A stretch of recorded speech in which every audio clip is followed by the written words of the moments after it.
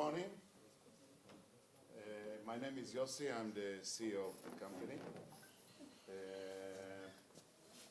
First of all, I would like to welcome all of you.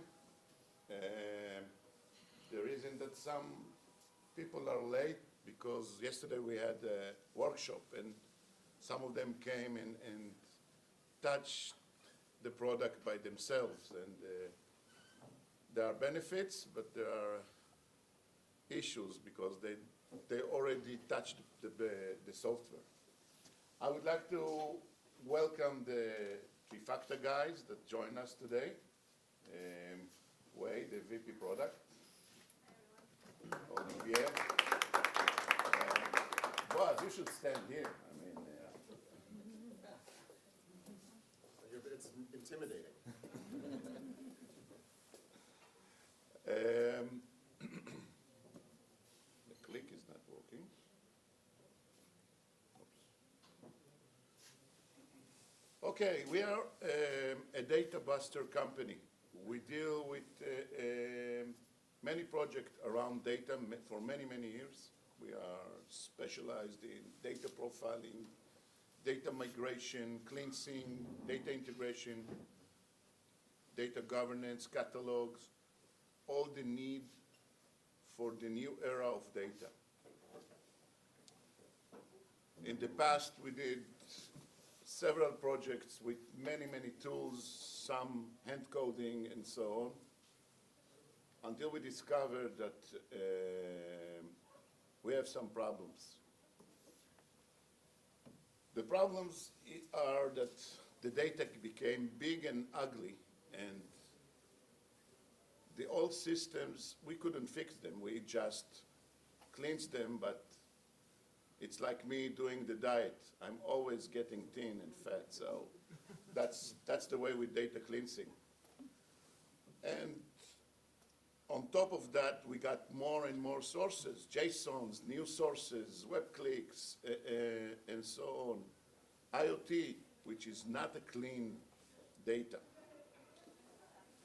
The problems that our customers are suffering is bad reports, bad analytics because of this data, and a lot of waste of time of analysts trying to cleanse the data, structure it, instead of analyzing and get the right results to the company.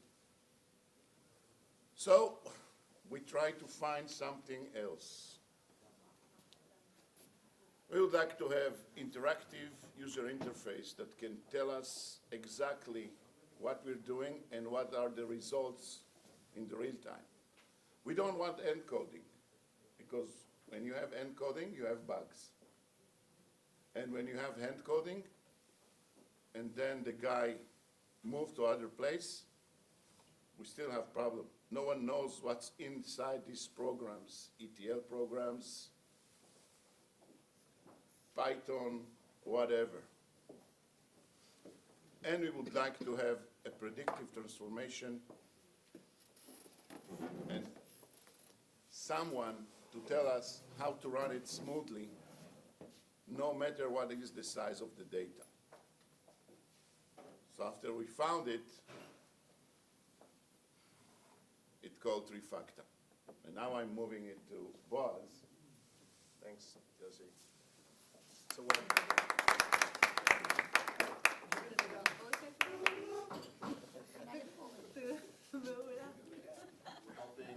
we're helping organizations, most of them very large organizations, or many of them very large organizations, be able to make use of more of their data, which is exceptionally important because they're creating more data. So this is an important piece in what people call being data-driven or data leveraged or data-centric organizations.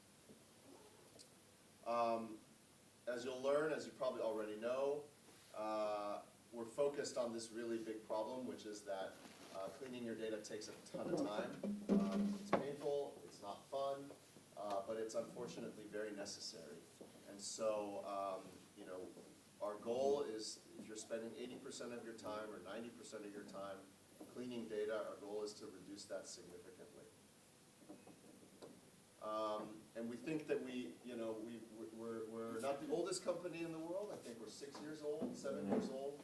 Out of San Francisco, but through our customers, through our partnership with Google, we've been able to expand our footprint, and really, I think nobody has cleaned more ugly, nasty data sets than Trifacta.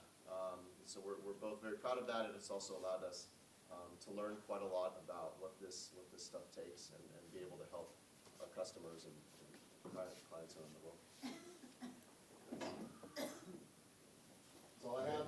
We'll go to Wei. So I want to introduce Wei. It's probably my job to introduce her.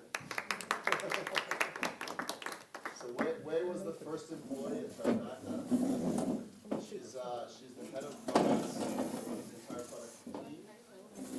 Yeah, you have the clicker. She's going to take you through some vision of the self-service data preparation. It's actually my first time in Tel Aviv, and it's great to be here. And as Boaz mentioned, I'm really happy to partner and talk to you guys a little bit about self-service data prep. So my presentation is going to walk you guys through the reason that I joined Trifacta. So I joined Trifacta in 2012. I was the first employee that was hired by the three founders of the company. Prior to Trifacta, I ran product management at a company called Informatica. Some of you might be familiar. It's a data integration ETL company. So why did I come to Trifacta? Well, this problem. So I think many of you probably have seen this before, which is 80% of any data project that you do has nothing to do with the business logic, the rules, the models, the dashboards, the reports. All that is very important to the end result. But as DJ Patil, who was an advisor of Trifacta, says, 80% of any data project is actually this notion of data wrangling. We call it data wrangling, but really the word wrangling just means munging, cleaning, standardizing, joining, getting the data into what you need it to be in order to do something with it, right? So over the years, the industry has standardized a term to call it data prep. But when the company first started, data wrangling was a term that we all kind of talked about. 80% of the time you're spending not actually doing something with the data, but just getting the data to be ready. So the question is, why is that? I've been working enterprise data for over 20 years. The question is, why is it you spend so much time doing this somewhat non-glamorous work, right?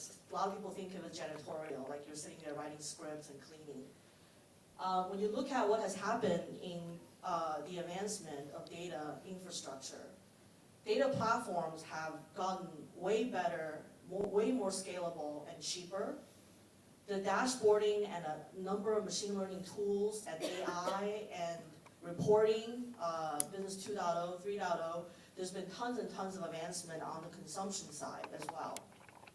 But in the middle, which is now you've got more data, more sources, you've got more users and use cases, but in the middle, how come the velocity is not going up? Why are you not taking more advantage of the data that you've got? So this is, for me, one of the key reasons why I joined Trifacta and why I've been working in the last 6 years to create the self-service data platform is really it's a skill gap in the middle. And I'll talk to you guys a little bit about the 3 dimensions of what I see as the core blockers to self-service data prep or getting more value out of your data. So I'll go through each one of this, but in order to measure, actually when I first got on the job, one of the things I did was I actually went to some of the largest customers and I just sat over their shoulders and I looked at the life of a data scientist or data analyst, trying to understand what they actually do on their desktop. Like, where does their time actually go? And the conclusion is you kind of end up with loss of time in 3 ways. The first way is what I call a dependency loop. And you guys are probably familiar with this. In a typical organization, you have a group of people that is in charge of all the infrastructure where the rest of the company depends on for storage of the data, governance, data warehouse, this has been the way, right? IT ran data infrastructure, ETL. And if you think about, if you're a business analyst who's a product manager like myself, or you're a quant like a data analyst, you have a set of questions you want to get answered. What do? You want data. Where do you go for this data? You ask IT to provision you something that you can work with. And the way that this works is that sometimes you go through some coding to get to the data that you want. In the 1980s, 1990s, Informatica, Talent, Data Stage, you name it, came up with this methodology where you can build pipelines to go from source to target, where you can extract your data.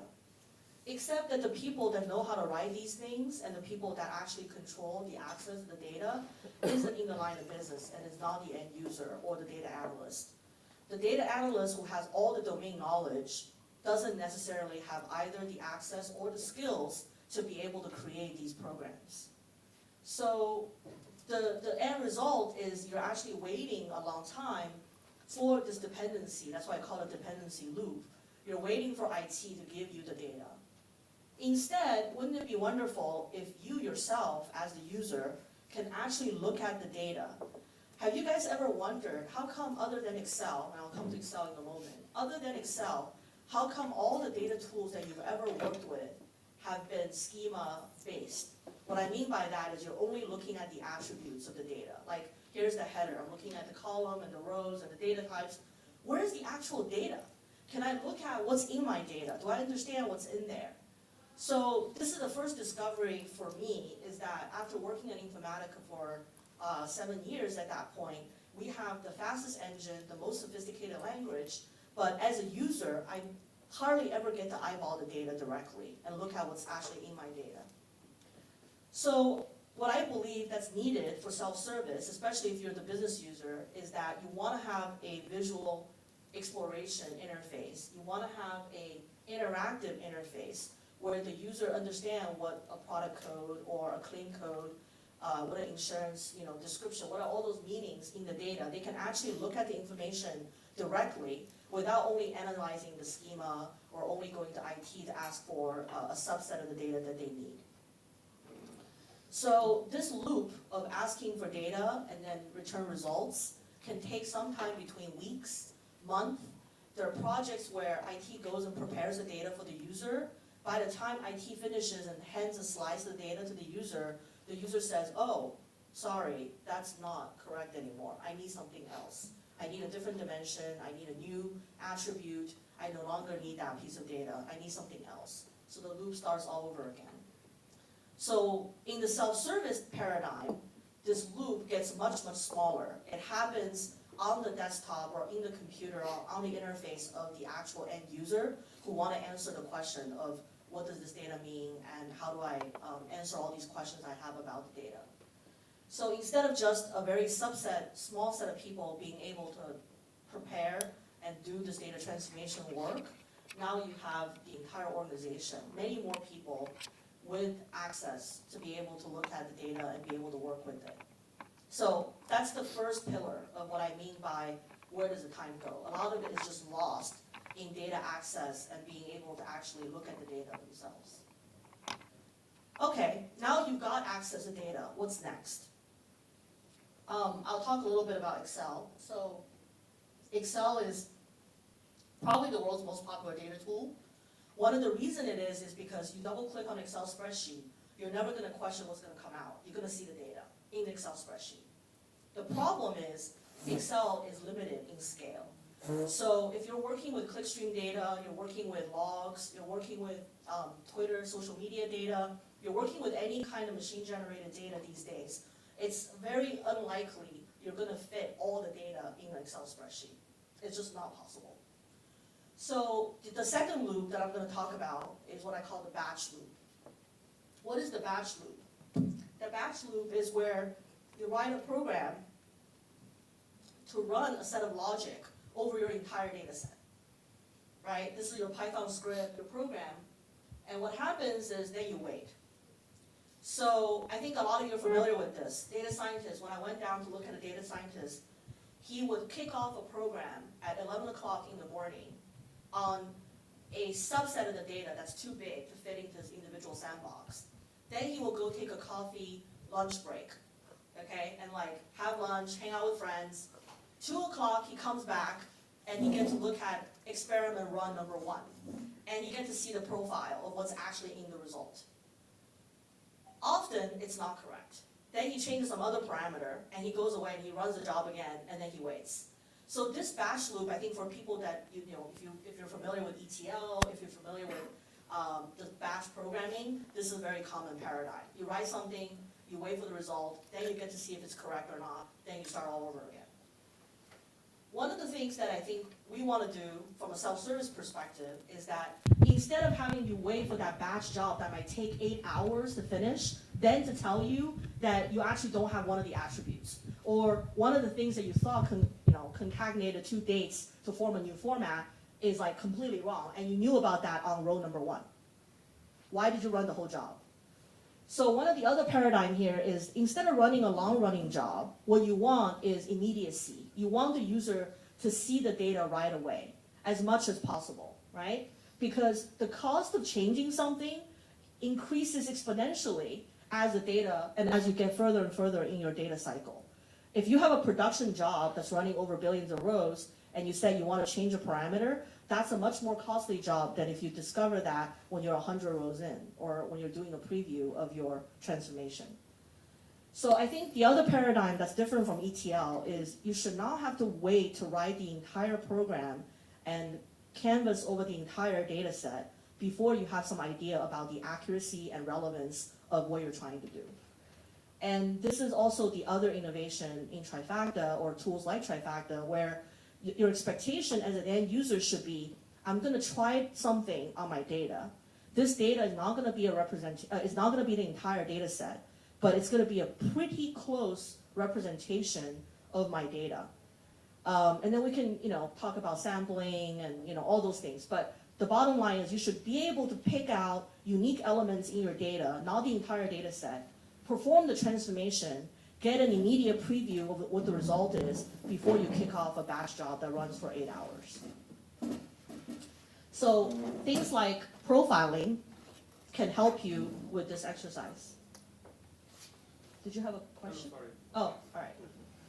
I'm happy to take questions, by the way, if you have one. So things like profiling, quality statistics, and actual preview of the transformation are like these tools that aid you in understanding about your transformation logic with a subset of the data that's very interactive, so that you don't have to wait for the entire job to run over all your data set before you discover that you don't even have the basic logic down. So we want to go from long-running job to interactive jobs, where it's running interactively in a smaller loop, and then bring down the cost of change. What do you get when you bring down the cost of change? You encourage innovation. You encourage experimentation with your data, right? If all your guys are barely able to fit their main job and running the script over 8 hours, changing it, correcting it, they're certainly not going to take risks. They're not going to play with the data. They're not going to go discover what else is out there. But if you give them something where they can get the results right away, what I found that was shocking is that people are much more inclined to play with the data. They want to see what is out there. What are these scenarios and hypotheses that I could really try to prove or disprove? And it gets their juice flowing, and they really are experimenting with their data. And that's what you want. That's what you want data science to be, right? You want it to be innovative, not just covering your business processes and operations. All right, so that's the second loop, the batch loop. The last one I'll talk about that also sucks up all the time and complexity that makes the 80% problem so difficult is what I call disconnected loops. And the disconnected loops is also a problem that you guys should be very familiar with, which is you're working in a team, the company has 50 business units. You're doing something on the clickstream data. You worked on it for 6 months, you deployed a project. In some other conference in the company or later on, you found out someone else in another organization did exactly what you did, except they didn't tell you about it. They have their own copy of your logic or something that looks like yours.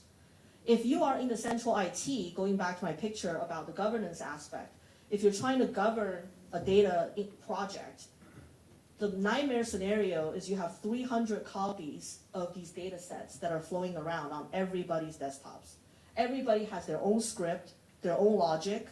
They all have their own entity security permission issues, and it's just a nightmare, right? That's what got IT to centralize the data into a data warehouse in the first place. So how do you enable self-service and let everybody do this data wrangling and data prep without losing control and without losing governance? The key lies in metadata, right? I think you guys all probably familiar with the concept of metadata. You have these disjointed groups that are all trying to do the same thing, and the one piece of information that ties it all together is the characteristic and attributes of the data themselves. And from a self-service perspective, if everybody goes and do their own little wrangling, they all have their own copy of the data or the script, you end up with a management nightmare. So what you really need is a pretty repeatable and auditable set of work that if you're in a regulated industry like financial services, like a bank or insurance, if you're in healthcare, you want to be able to show people that's how you arrived at your decision. You want to be able to have the same decision even if multiple group of people have touched this data. So sharing and collaboration is central to any self-service data prep platform. You have to be able to share your logic. You have to be able to share your data with a set of centrally managed data governance protocols. But more importantly, you probably need a data catalog. I'm actually curious, how many of you have used a catalog or deployed a catalog or work against a catalog or has a catalog of some sort, like a data catalog? Some sort. Okay, there's a few of you. So data catalog is something that's been very, I think, very pivotal and important in a holistic self-service data prep solution. You need something that logs all the data assets you have in the organization, and then your data prep solution, your BI solution, your machine learning solution, your ingest solution should all be using the central data catalog as a place to store and maintain metadata about the data assets. So in Trifacta's example, we have connectivity and API to all the data catalogs that are out there. I show a couple examples here: Elation, Calibra, Waterline. These are all data catalog companies. We're not, the data prep solution should not be a catalog in its own, in the sense that the whole point about the catalog is it can interoperate with multiple tools. So it doesn't do anybody any good if your data prep solution has a metadata only the data prep tool can see, right? Then what about your BI tool? What about your ingest tool? You're not going to have one single tool that does everything. So having a central catalog and making sure that your data prep solution or your data wrangling solution integrates with it and can read and write metadata to this is a very critical piece of the puzzle as well. Right? Only through integration and open API can you achieve shared curation between different departments and groups. You can achieve the fact that if you created something, hopefully someone else can find it rather than creating a duplicate copy of it. And if people are creating copies of it, they have ability to customize and add additional metadata into the data assets that you're working with. So that's my sort of last loop, what I call disconnected loop, which is you want people to leverage the metadata that other users have created. One innovation in the space that I'll briefly talk about, Trifacta is certainly doing that, is you also, in addition to not want to replicate multiple pieces of the same information like metadata, you also do not want to lose the advantage that you have by collaborating with your peer. So if you're working, this is something that I lived through even in my current job, and my company's not that big, which is if you're working on something and someone else is working on something that you can take advantage of, most of the tools will not let you see what the other person's working on until you explicitly share your work. That's the old model, the collaboration model.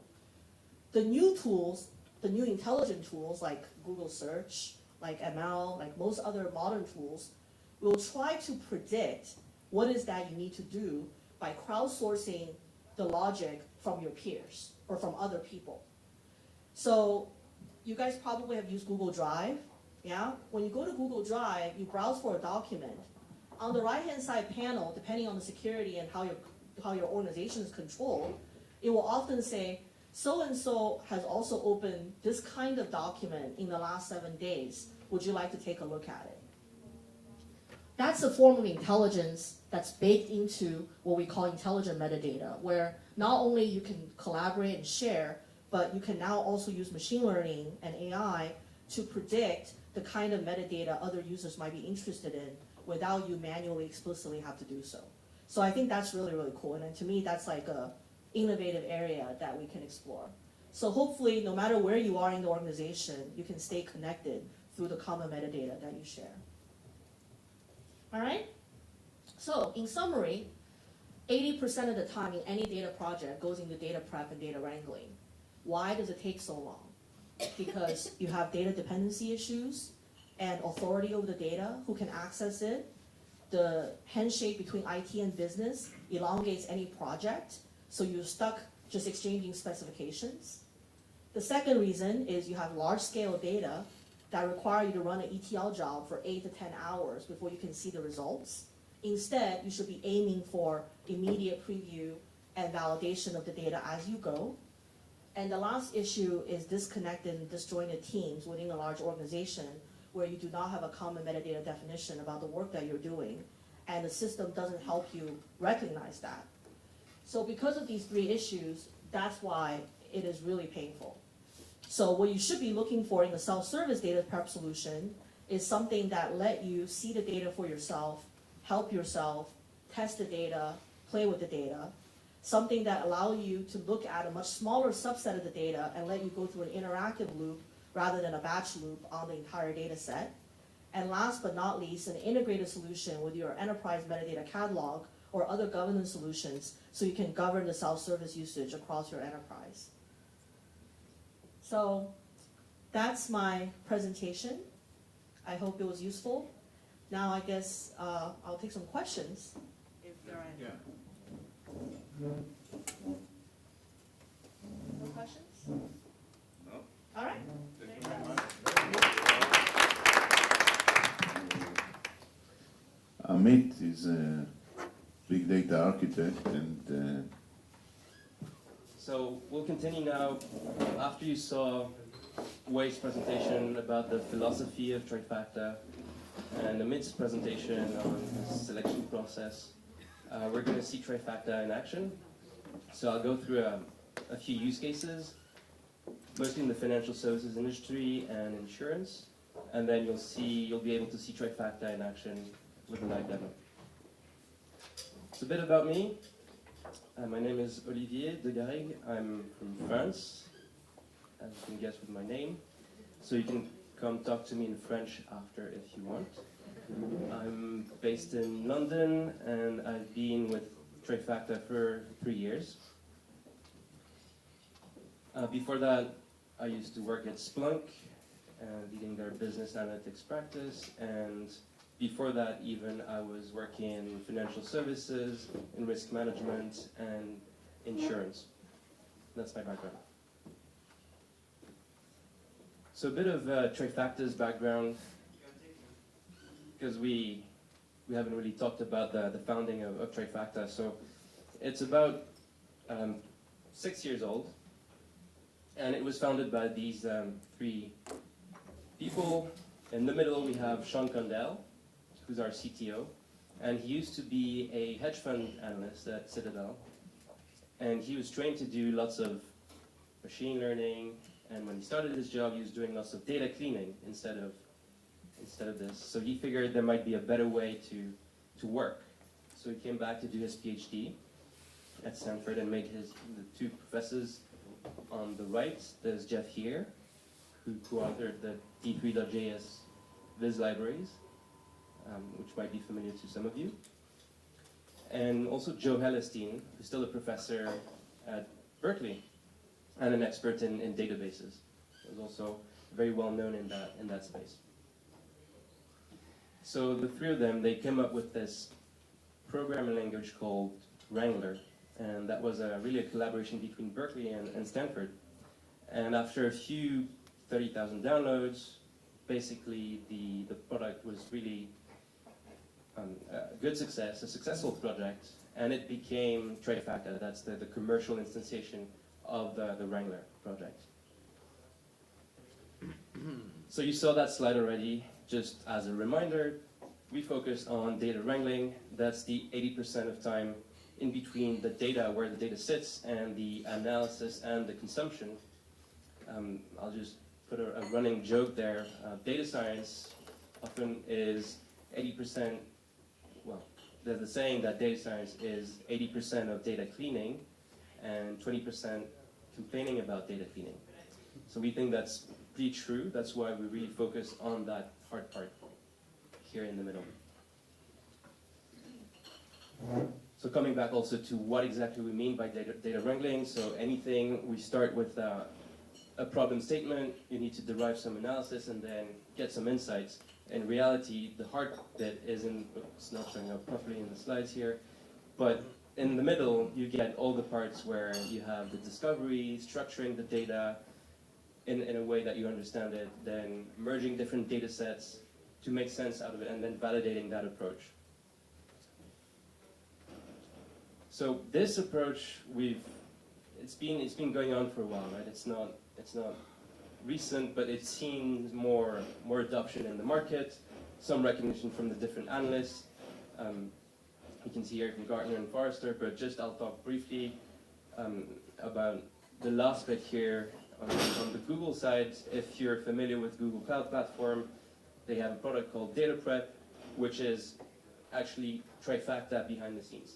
So with that product, we have actually a lot of users using it on the cloud platform, and that enables us to actually make our product better. So that was the fruit of a collaboration with Google. You'll see Trifacta in action, as I said, but just some reminders. What our differentiators would be are really focusing on real time. You can see you get feedback from Trifacta in real time. So anything you do, any actions that you do, you basically get some feedback. No coding is necessary, and all of that is guided through machine learning, as you saw in Amit's presentation. All of the suggestions come up, and we have machine learning pipelines to help you do that behind the scenes. Our users, most of our users the bulk of our user base is Excel users or Tableau users, so really analysts that do that type of work. More advanced analysts, whether they know some kind of language, whether it's SQL or SAS coders, we call them data professionals for lack of a better word, but we cater to all the range of different users here. Our core user group would definitely be the business analyst. And also a bit about where we would deploy. So Trifacta can be on-prem, on Hadoop clusters, but also in the cloud, on any cloud, on AWS, Azure, or Google Cloud. And we would deploy on-prem here on Cloud on Portworx, as many of you are already using. So that's really an overview of Trifacta, a bit of background. I'll just move on to some use cases in insurance and financial services. So as I said, I started my career actually at Aon, which is a big reinsurance company, and I was working alongside their actuarial team. Not an actuary myself, but I'm trained as a quantitative analyst, so I do a lot of work with them. I was sitting, at the time we were doing lots of MATLAB, but the common tool was really Excel. And it made me suffer to see them suffer in what I called Excel hell. So they were basically trapped in all these spreadsheets.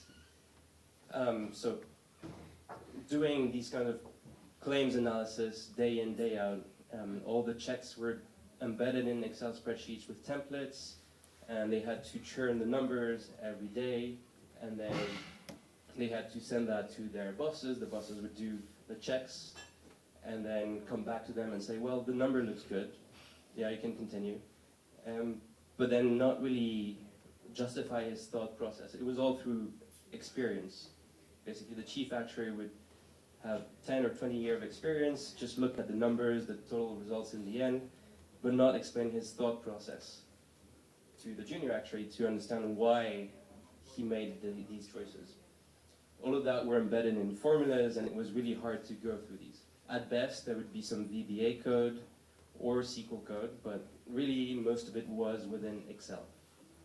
And then you get submerged with all the quantity of Excel spreadsheets that you have across directories. More often than not, they would sit in drives that are mapped locally, and then you do some links and references between the different drives, and then you move around these drives, and so all the links get broken, and then all your Excel spreadsheets don't work anymore. So you don't have a view on the lineage, it's not integrated, and there's poor governance all around it. Very hard to collaborate on all these.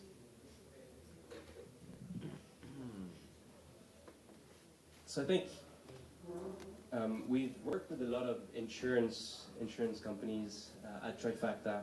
There's a panel of different use cases, really ranging from claims analytics to all the way down to more marketing use cases, call center efficiency, research.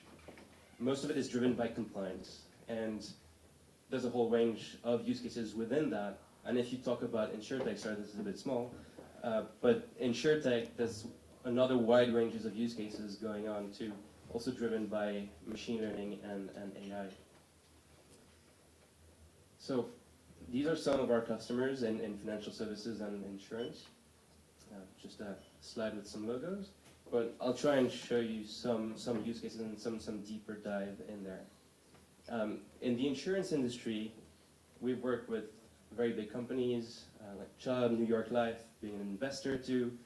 In Europe, more familiar with Enstar, Munich Re, and Ergo. A lot of these work are around claims analysis. So with Enstar, which is based in London, the story there was they're doing a lot of their analysis in Excel, in Access, and the first use case we were working on was actually for the insurance people in the room. We were working on development triangles, which is something that is used to extrapolate claims and do calculations on premiums. And all of that was actually done through VBA macros. And someone had come up with 300 lines of code in a VBA macro. Very, very clever stuff going on there. Actually, not that much, but it took 300 lines of VBA code. And then that person left the company. And so someone else inherited the whole VBA code and had to go through it to understand what was going on. And then he was supposed to maintain it. So they lost time to go through that process, a month and a half. And then he was supposed to maintain it and enhance it. So very hard to do. Very poor process in terms of handing over, poor transparency, and all of that was extending the time frames to work on it. So what we did with Trifacta, we actually tried to go back and reproduce all these workflows from Excel to Trifacta. And the business users actually, not necessarily the actuaries themselves, the brokers were actually collaborating with us to work on the project. The interface for Trifacta was simple enough, intuitive enough, close enough to Excel, so that they could go back to the data itself and do the work themselves. So that's what we mean by self-service.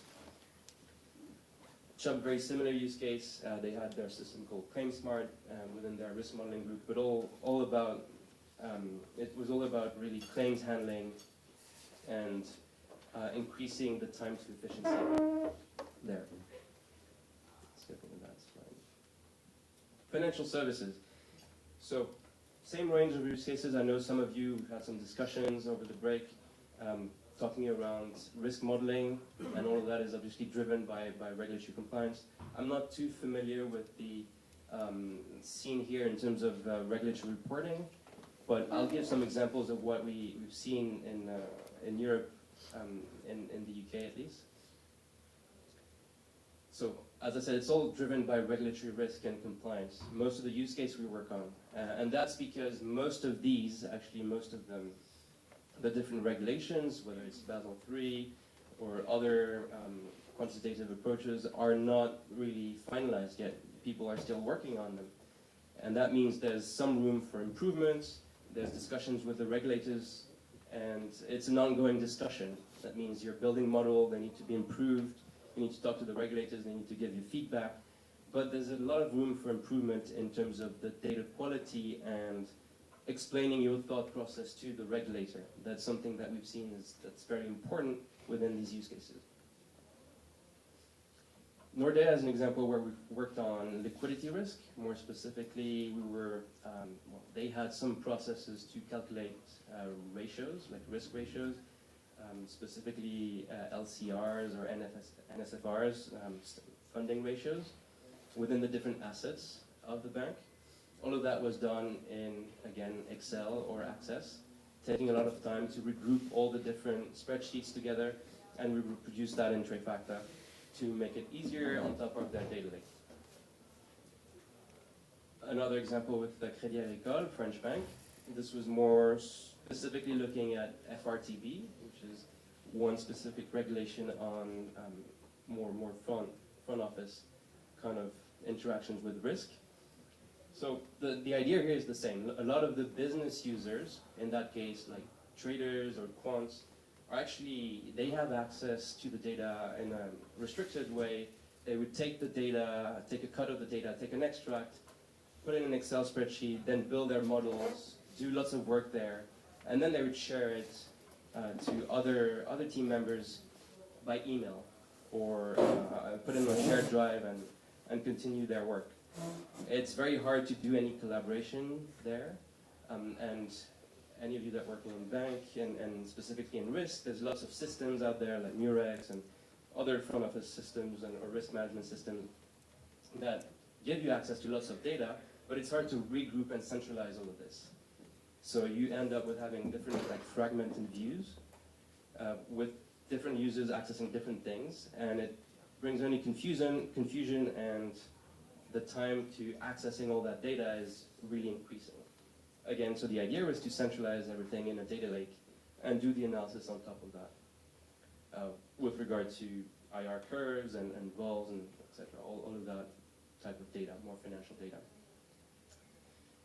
Commerzbank, again, another bank in Germany. Again, this regulation was more targeted around data quality specifically. This was a regulation called TRIM, implemented by the ECB, Target Review of Internal Models. So there's some data quality aspects and KPIs that need to be calculated within the regulation itself. Stuff around consistency of the data and completeness. So you have to look at all the distributions of different data sets. You have to prove that it's valid. There's no data quality issues. All of that is done in some way in different banks with different degrees of success. But it's hard, again, to have one central place to have everything and to prove to the regulator that you're compliant. So same idea, centralizing in a data lake and then being able to show in a transparent audit trail within Trifacta what you're doing, how you're reaching these KPIs. RBS, I think this is probably a different use case. So this was all around customer care. They were analyzing the different web chats coming. So when you're calling online banking for some feedback and giving your feedback to the bank, it's often hard to capture what's the issue. There's always some delays in your conversations with the agents. So they were not capturing all this. Most of it was within text. It was hard to get the sentiment of the people talking. So we actually worked with them, and a lot of people in the room are talking about SaaS. So that they actually started doing that on SaaS. And alongside SaaS, we built the preparation part in Trifacta, which enabled us to access different text data that could be merged with internal data to quantify it and build sentiment analysis models on top of it after. So that streamlined the whole processes. I think, I'll stop here. This is a brief overview. It's financial services specific, a bit about insurance, but right now I think you've seen enough slides and you must wonder how Trifacta looks like in actions. who has played with Trifacta? Just quick show of hand, apart from Amit, obviously. Okay, not that many people. So I think in my demo I will try and give you the basics of Trifacta, so you can have an overview of it. I'll just switch the microphone.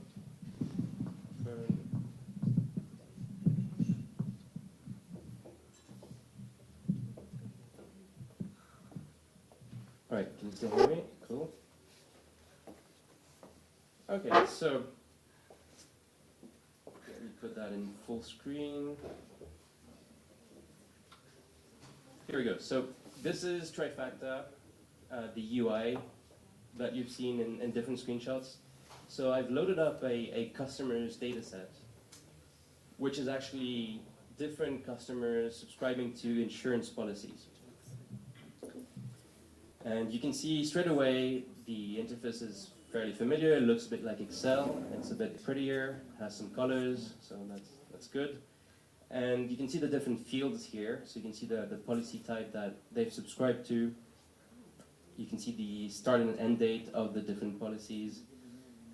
And you can see the different statuses of these policies and some details about the customers themselves, like first name, last name, their phone number, their occupation. All of that, all the little diagrams that you see are actually profiling. So it gives you some indication of how the data is distributed. So you can see, for example, for policies, you can see the basic distributions, how the data is split here between the different fields. And when you're changing field, for a date, we would indicate you that's actually a date, or this is actually an integer. And underneath the different fields, we give you an indication of the data quality. So that's something that Amit insisted on. That's very crucial when you're exploring a data set, when you don't know anything about it. You want to get an indication of how good that data is, or how does it look like. So most of the values here would show up in green, which are valid values. But then you might have some issues in the data. Here in red, for example, phone numbers, you can see there's some discrepancies within the data set. Some of the formats might have here, you can see area codes within brackets, some of them with a plus sign. So the data might be all over the place. And I'll show an example of how to fix that in a second. And then lastly, you would have in black missing values. So when you're building a model or some dashboard, some visualization, you don't want to have these missing values. You need to fill them out. So as a business analyst, I come in this data set and I want to do some action, but I don't necessarily know where to start. Here, that occupation column, I want to fill it. So I'm clicking on the missing values here, so that black portion. When I do this, two things happen. Can you see the colors? So here in red, there's another screen here if you want to see better the colors, but in red you can see the actual rows that are missing. So on the right hand side, at the same time, simultaneously, you get some feedback from the engine, and Trifacta tells you, do you want to do something with the data you've selected? Do you want to remove the rows? Do you want to keep them? Do you want to create a new column, etc.? So that last option, that last bubble, looks good. It's setting something to the missing values to NA. So if I choose that option, what I'm seeing now is in blue, that's the raw data, and next to it in yellow, you have a preview of the action of your transformation. So you can see the gaps are filled with NAs, and that's automatic. It's one transformation, and if I'm happy with that, I can click on this and add it.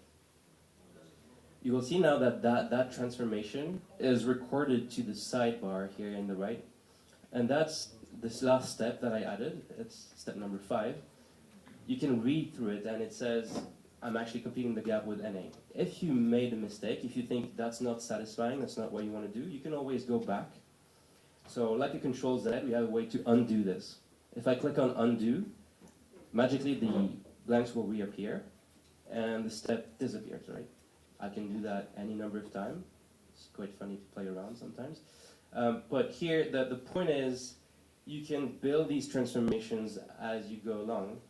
We keep it in memory, so it's kind of a scratch surface. You can. This is your testing ground. You can build whatever you want, and the idea here is to iterate and fail fast if needed, so that you can do that over and over again and try out things. So obviously all these steps, this is metadata that's extracted away from the data that can be reused after on other data sets. It's acting as an audit trail that's purely transparent, and you can share that to other team members so that they can continue your work after. So really that's the philosophy of Trifacta. If you come back to what Wade was showing earlier in terms of the different groups and loops, that's where we put our focus on. So that's one action. I was saying I'm switching to another data set here which contains some dates in that column, and I was telling you there might be some issues with the data here. It's indicated in red, that event type column. If I look at it, if you pay attention, some of the data has month in three letters, some of them have digits, some of them could be in American time format or European time format. It's all over the place. So what you really want to do here is you actually want to have a view of how that data is distributed. So what happens here is I clicked on patterns, and what you can see on the right is a distribution of how the data is split. So there's 3 different clusters represented here. The main cluster has this format. So you can see how the data is distributed and actually structured. You can see there's 4 digits for years, 2 for months, 2 for days, and then hour, minute, second. The second cluster is fairly similar. However, the actual hour has only 1 digit. So that's something you might need to pay attention and fix. And then the last cluster, which has a lot less data, actually has the month abbreviated as 3 letters. So what you really want to have, it's not actually going and sifting through your Excel spreadsheets and replacing manually and doing that time-consuming work. It's pretty boring and no one wants to do that. You really want to have your magic wand and tap on it and have everything standardized. So that's what we give you in Trifacta, just by clicking on the dominant cluster.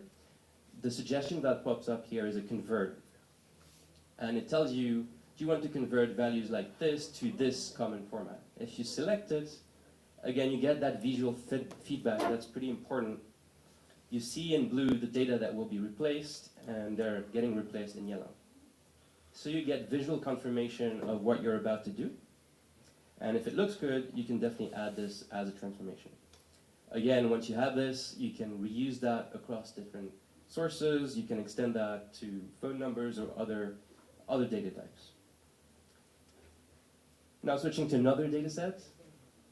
So this is an extract that is showing different data collected and maybe resold to insurance companies about their customers. So oftentimes they have a view of internal data and how the policies are distributed, but then they need to acquire data about how their users are. So stuff like age brackets, income brackets, their FICO score, for example, whether they own a house, whether they're a smoker, they own a car, what type of car, all that good thing is all data that needs to be merged with the initial internal data to build correlations and models on top of that.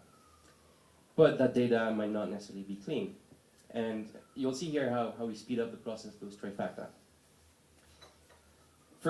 Second column here is a name column, and it contains a first name and a last name, but annoyingly enough, it's in double quotes and it's separated by delimiters, by commas. I might want to have this as a first name, last name. So in Excel, you would do probably a Control-H, replace, double quotes by null value, and then text to column on the actual comma. It's, again, a tedious process. Here in Trifacta, you just really highlight the double quote. As you highlight it, the suggestions on the right refresh. Notice now the first suggestion is a replace. And you're actually seeing the feedback again. This looks like what I want to do. I'm replacing the double quotes with nothing, so I'm taking them out. And then as a second step, I would just highlight the spaces in between the 2 names. And what happened here is the suggestions, you can see the first one is no longer a replace, it's actually a split. And if I navigate down the suggestions, I can see I can navigate between these. And there's several suggestions And I often do the comparison between this and Netflix. It's as if you're looking at movies, you get recommendations based on what you've seen. Here you're actually having suggestions and recommendations based on your actions. And more importantly, these actions, these suggestions are ranked over time. So the more you do an action, the better it gets ranked, so it gets up the stack, if you will, at the top. And it also adapts to the context of the data that you're doing. So there's some smart things going on behind the scenes. And split is more natural here because I've selected the delimiter. So I want to add this. And this is where you gain a lot of time in your preparation process. This is all guided by machine learning throughout the scene. Another example here, just looking at the income, I can see there's a tiny bit of red here, which I might want to investigate. So I would click on it and ask Trifacta to highlight me the outliers. What rows does Trifacta think are mismatched or incoherent? Here I can see that most of these are with a K, so it's probably when people enter in the system, they've gone a bit fast, they don't want to enter the full numbers, they put a K. Obviously you want to get rid of these values because it might break your model or your viz. So you would highlight here the K and look for a transformation that tells you, I want to replace this. Okay, so I can click on this replace and actually edit the transformation. And I want to replace that with triple zeros. So that if I highlight them, again, I can see again the impact of my transformation. All the transformations that you've seen are accessible through point and click, but you can obviously author your own transformation and you can edit them as you go along. So here I can add this and now it's fixed. My problem, I can see the data quality bar is all the way back to green. Another interesting thing where you can gain some time is where you have modeled up data, like this column. You have lots of data in concatenated form. So you might see there's, by the title of it, there seems like FICO score is one of these fields, but I've got some others. So what you might want to do is extract some of these. So pattern detection is really nice and easy in Trifacta. Here, I would just highlight the first 3 digits. You can start seeing the feedback in yellow to the right. I can see for the first 5 rows, it's going well, and then for this one, we've actually skipped it, and Trifacta suggests the next 3 digits, because we're looking at a continuous pattern here. So the good thing is you don't need to build your own regular expressions. As Amit was saying, we're actually giving them to you just by highlighting what you really want, which is the first 3 digits between the delimiters. I'm re-highlighting it here. What happens here, we're retraining the model on the fly, and we're extracting what you really want. So you're telling Trifacta, this is what I want, I'm extracting it. And you can see we've built that new column on the right with all the different 3 digits, but there's some issues in the data quality. So you probably need to fix that. I can do that very quickly just by clicking on the mismatch values. All the ones with a dash are highlighted. I can highlight the dash, go back to my replace, which is here, and looking at it, looks good. I can add this, and now the data quality is fixed. So if I wanted, now I can remove that column. I don't need it anymore, so I can delete that column. There's also some, for those of you more in the data science space, there's some very interesting features we could do. I know some of you are SAS coders. Here, visually what happens when you have some different variables, like categorical variables, sometimes you want to have, say, solve a binary classification problem, and you need these variables as booleans or 0 and 1s. Here, house owner is, but if I look at, I don't know, for example, the age bracket, it's within different categories. I might want to do what we call in data science the one-hot encoding. So if you do this over the age column, what happens is I'm actually converting the different features here, so the different categories, into columns and putting them as true or false or Boolean values for each of these. Again, that's one click, fairly intuitive, and it's specifically interesting to do that in your feature engineering process. While you're selecting the features, some of these you might want to have, some of these you might want to remove. So visual feedback here is very, very important. Another way you can see this is when you're dealing with different types of data. So here I can see there's the number of cars that they own, and in that field I've got car types. So that data appears to be in JSON format. And what I mean by this is it's actually showing up in key value pairs. The keys would show up as the car manufacturer, so here Honda, Hyundai, and Ford. And then the actual model of the car would be showing up as the values. So that's good to show as list, but you might want to work on that, again, build dashboards. So you need to extract these features. What I can do is, on the profile of the data, these columns are showing up as the car manufacturers. So here, for example, if I want to extract all the ones that have Fords, I just click on the bar, and we're extracting this column with all the different models, and you can browse through them. If you want to work with Toyota and Honda, I could just highlight these two in the profile, and we'd highlight these two bars. Or if you're just lazy, you can click on here, the column header, and you're actually extracting everything all in one go. So here, all the car manufacturers would show up as column headers at the top, and the models of each car manufacturer is showing up in the rows where they're supposed to be. And you're getting, in addition, you're getting the profile for each of the fields. Remember, this is just a preview step. This is the part where you're in your thought process. You're building out something, you want to try it out. Is that something I really want to do? Do I need to work with all these features? At this stage, nothing is set in stone. You haven't changed your data set. It's still out there.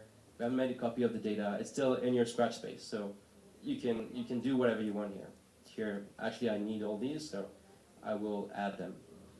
And I can now remove this column, which I don't need. So I could go on. There's lots of other things to do in these data sets. But more interestingly, I said I wanted to merge these two data sets. We started with the first one, the customer data set. And now I've got all this information about the customers. I want to merge them together. My use case is about really cross-selling opportunities for insurance policies. I've got some customers that have a car insurance. How likely would they be to purchase home insurance? So you need to merge this data set to see the existing one, the historical ones, and maybe the ones that they might buy. So as a next step, I will join the two data sets. So here is where you can select the incoming data set. I want to join my data set with syndicated data, which is the second extract I was working on. And what happens here, Trifacta looks at both data sets and will suggest to you the best join key to do the join on. So here it's looked at both data sets and it's found email as a potential good match as a join key. You can see here there's a 12% match, so we indicate you which rows are matching, which rows are good or not. So you can change this, you can edit this, and you can go to other suggestions here, or you can actually change them manually to the keys that you might want. So here, because I did my split, I might want to use first name and name 2 as fields. You can have some different toggles when the spelling is approximative, when you have like uppercase, lowercase issues, or even use fuzzy matching for names that are kind of approximative, like a dot or Barclays LLC, Barclays LTD, that kind of approximative matches with how they sound, how close they sound. So here I can save this. Now my join keys refresh, and you can see I've got a better match, 100% in that case. And I can see all the names matches. So that's one. And now in the next step, I'm actually selecting all the columns that I want to add. So we're color coding that. The data set to the left is in orange and the other is in green. So you can pick and choose which columns you want to add. If I want to add my age column, I can add this, or the email. All of these will be added to the right-hand side over there because I'm doing that inner join. And again, you can add all columns if you want it. Now, as you do this, you can see I'm adding 36 columns to my current data set. So now if I go back to my recipe, the join has been added here in the recipe. And if we take a step back, this is my project view. So we started on the left. We started with the two data sets that we were working with. The first file was a CSV file, like customer CSV. And then we had the syndicated data. So these were the two inputs, the two data sources. And then these little icons are actually the steps that we did together. So you can see here, I can read through the steps. This is where we did the split, extracting the FICO score, one-hot encoding. All of this is available for you to see what you've done. And obviously here we have the one with the customer's data set, and we have the inner join. This is why the two data sets are now connected with the arrows. So this is where I've started with these two data sets, and now what I would like to do is I can actually run my job and produce a new data set that will take the two incoming data sets, and I will produce a new CSV file. So obviously you can do other things than CSVs. You can add publishing actions. You can create a new file. You can publish directly to different formats. You can publish directly to Tableau as an output if you want to visualize this. Many other formats too. Once you have this, you just run your job, and it would appear as a file on wherever you want to put it, and you can consume that as an output. Once you've done that once, obviously you want to operationalize this. So you have the possibility to do this with internal schedulers. So say you receive the customer file once a day or once a week. You can change this, so you can have that on a cron schedule if necessary. And you could adapt this to whichever frequency your files are incoming. And on that periodic basis, you would say, okay, Trifacta, take the files, apply the different recipes, and send the output to my destination. And to go back also on the collaborative feature, once you've done that, say you started as, you have 20 team members, you started building something on one line of business, what you can do is you can reproduce and share these different recipes. So you can make a copy and reuse exactly the same steps on another incoming data sets. So you don't have to go through everything again. You can just duplicate all this. Or you can start sharing this. If I wanted, for example, to send that to Wei, I would just select Wei in the platform, and Wei will have access to everything that I did, and she can continue working on it. And I would see the different edits, I would see the different transformations that she has authored, or that I have authored over time, and integrated version control. So that's the part that's very important in financial services, industry, and insurance. All the work is really auditable and can be retraced, and you can start working back on these after a while once you've done your work. Just a quick check on time, it's 12. I think I'm about done in terms of the demo. I can pause there to see if there's any questions maybe in the room. Maybe I went a bit fast on some aspects, but I'll gladly take any questions now. Yeah.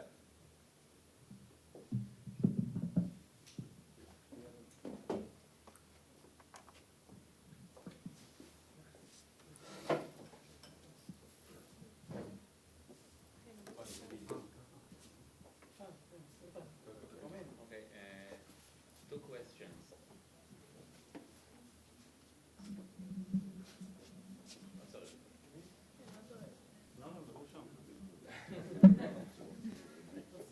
Ken, two questions.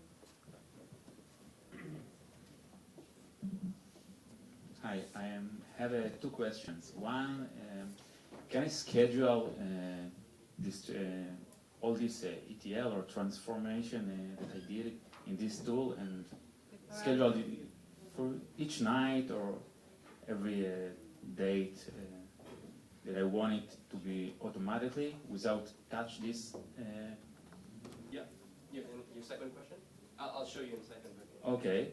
And the second one is, can I, when I clean the data and have any transformation is in this tool, I mean, in this example, you were working about on 2 files CSV on Excel, but when I'm working on a database with 1 million of rows, there are two problems.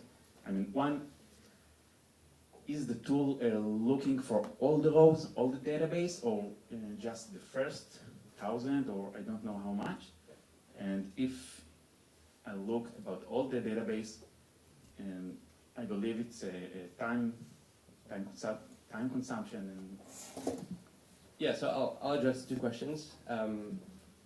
First, the scheduling bit. I'll show that again here. So once you've done your flow one time, you can actually schedule it. We have an internal scheduler here, which is available for business users. It's simple enough to just have different options. As you said, you do that once, and then you want to do it on a daily basis, on a weekly basis, or whichever schedule. Or we can plug into your external schedulers if you have some enterprise ones. All of that is accessible through APIs, and you can plug in other schedulers. With regard to the second question, so we do connect, so you're right, you've seen CSVs and text files. We can add other data sets pretty easily. I'll just show you through here. If I wanted to import other data sets, on the left here, we have a further way of bringing in data, so directly from your HDFS, from your Hadoop cluster, you can navigate, browse here, look at the data sets, have a preview, add it. It will be added to your current project. But we also have a way to bring in data from any JDBC sources. So here, whether it's from DB2, Teradata, Oracle, SQL Server, we have a bunch of connectors out of the box that you can plug in and use to bring in your data. And you can add any and configure any of these. With regard to how the data is executed in terms of the scale, so the way Trifacta works, everything that you saw here, that happens in the browser. So the way we work is, if you work with 1 petabyte of data on your cluster, you're right, we're actually bringing a sample of the data and to work in the browser. That's why it's so fast. Then so when I saw the 100% or 80% of match and 20% not match, it's on the sample. It's correct. Only about the example on the samples, but okay. So what happens is when you're doing that. The whole job in the end of it. Like Okay. you can sample, you can run it with sampling afterwards, and then you see the results after you did the whole Great. data set on the whole. Thank you. It's better to have your customer speak for you, so thank you. It's exactly this. So here you can see I've got the full data in the browser, as shown here, because it's under 100 megabytes, so it would fit there. But if you want to recollect some samples, we have different methodologies. So you're right, the default one would be the first X rows.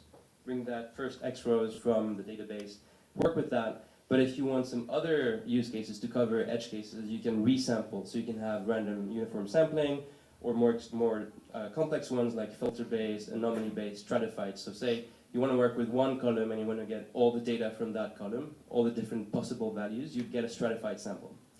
And it would just collect the sample, and then you can actually switch between the samples. So they would show up here, and you would switch between these as you work. But the idea really is to collect these different samples, work on it fast. That's how it makes it snappy, because there's less data. Test out your approach in the transformations, and then when you're running the job, it's running it at scale on the full data set. And this is where you get the entire profiling and the entire new data set that you're building. Thank you.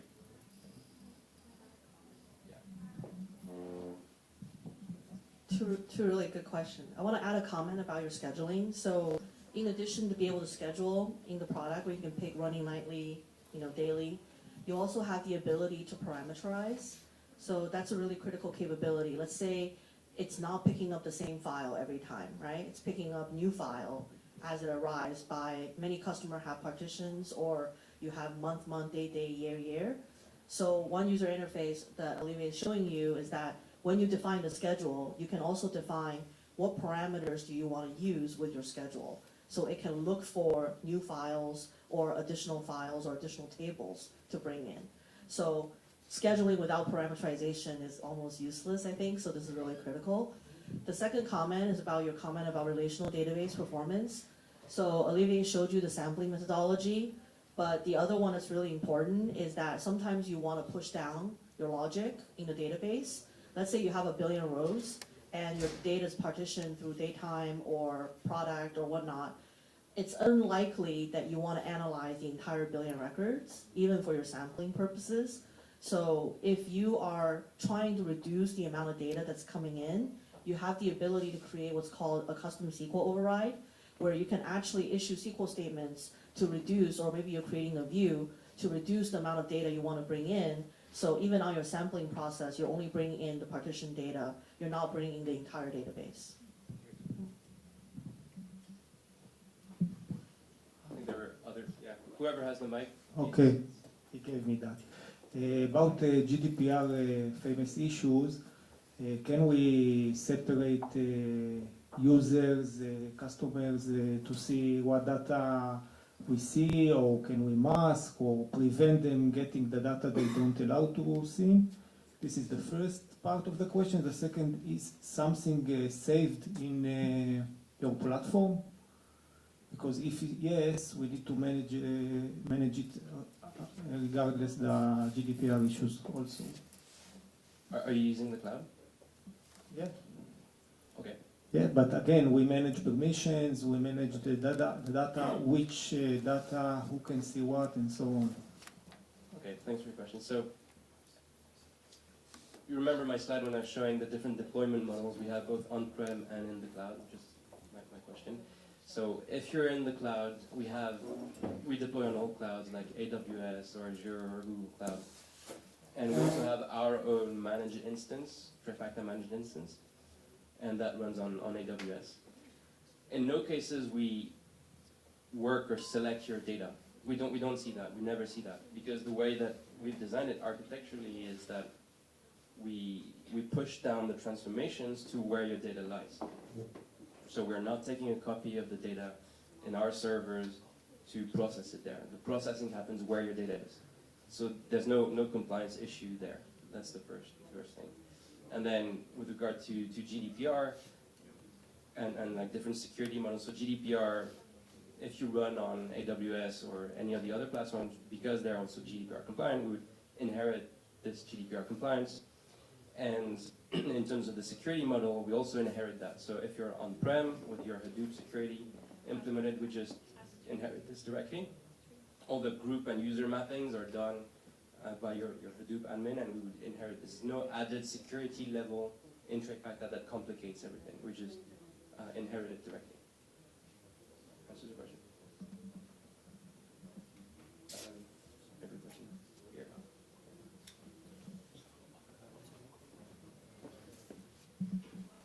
Hi. So my question is, on the last action, you did the inner join, and let's say that you have the two sources of your data have columns which apparently supposed to have the same values, and when you do the merge, you want to see the anomaly between the values, and you want the platform to tell you what was the anomaly and what was the differentiation. Is it possible? Yeah, I'll go back to that screen. Just give me 1 second. So yeah, the short answer is yes. And the longer answer is I will show you how.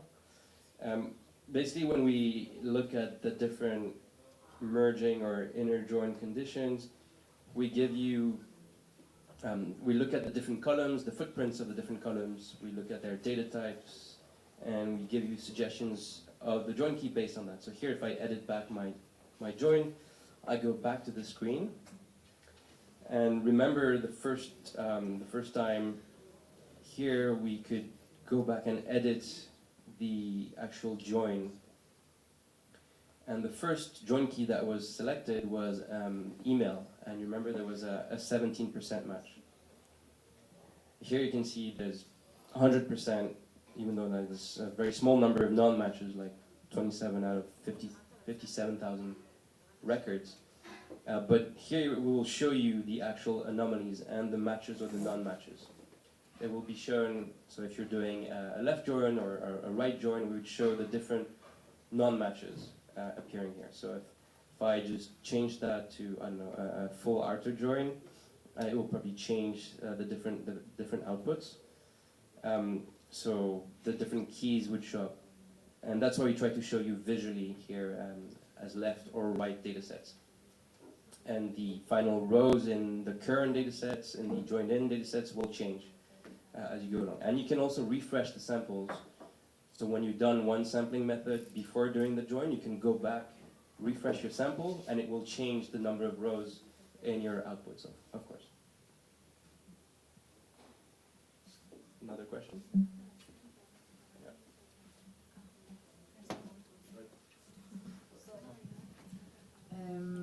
I'm trying to understand what are the possibilities of joining data from different sources. Suppose I have one source on Hive tables and another source on Teradata data warehouse. Can I join them? And where is it done? In memory? Where is this mashup happening? Absolutely. So we can join on that screen here. I've got some data that is sitting on my cluster, but I could add also another data set coming from Hive, as you suggested here. If I just browse on Hive and just get my data set, I don't know what I've got here, but I can add some. This one, for example, I would add it, and it would be brought up into my project. I can add this, and the connection will appear as a virtualized data set into my workflow. So here you can see I've got now these claims, the current claims in Avro format will show up, and you can even start previewing the data, how it looks like. That's sitting on Hive. And if I wanted, I could do some further joins with my data on HDFS or with other data sets that I've uploaded from my desktop. And when we're doing the join, the processing, we're taking in the data from Hive, from your SQL source. We'd have like a temp table on HDFS, and the processing occurs downstream. Yeah.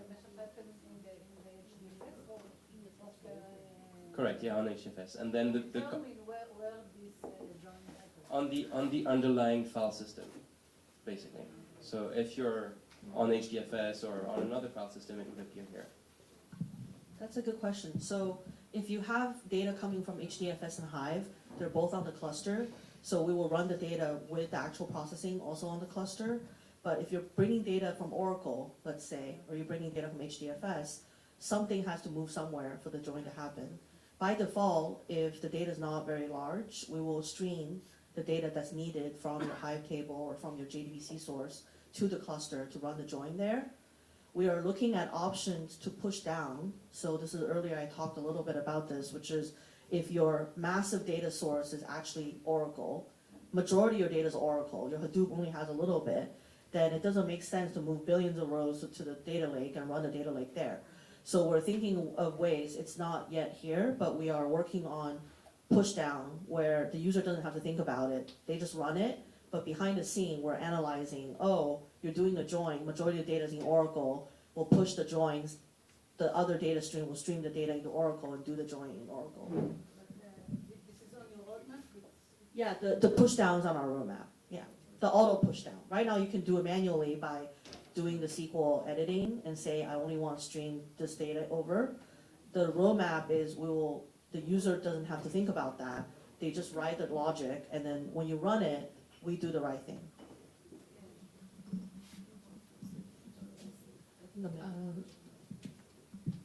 So once you found your correct data flow and you want to, let's assume, deploy it in your production data pipeline, is it possible? Do you have an equivalent to MATLAB's MCR, or how scalable is the Wrangler language at the end?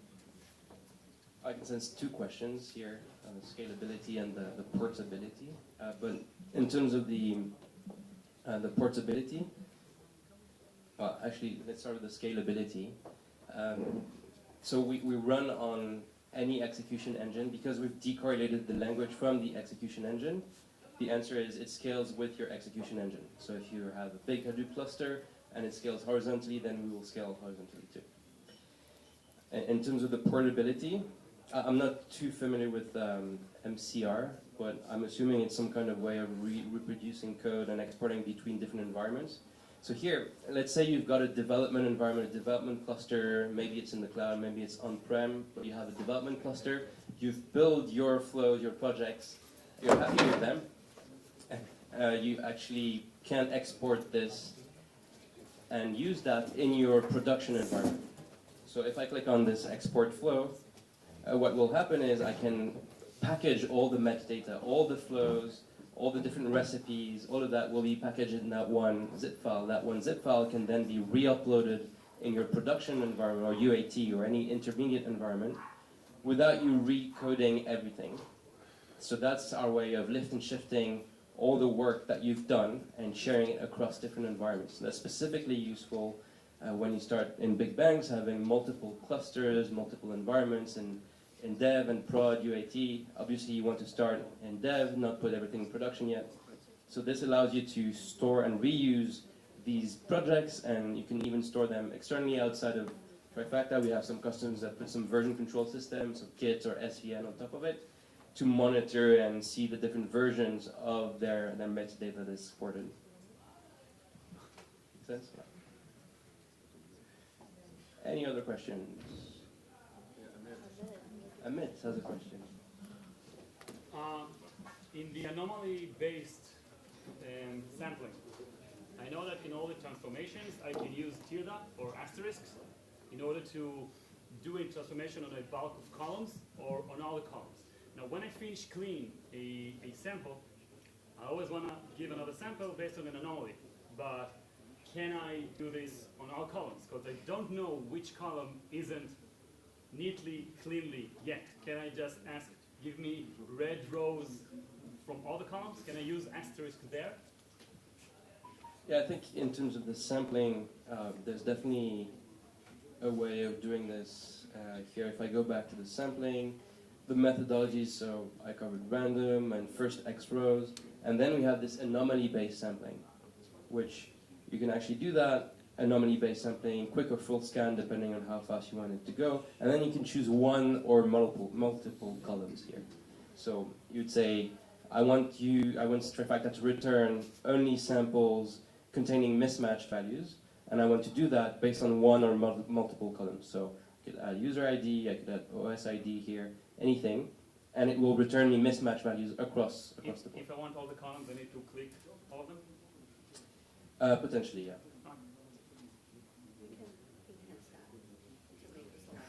Feature requests. Any other questions?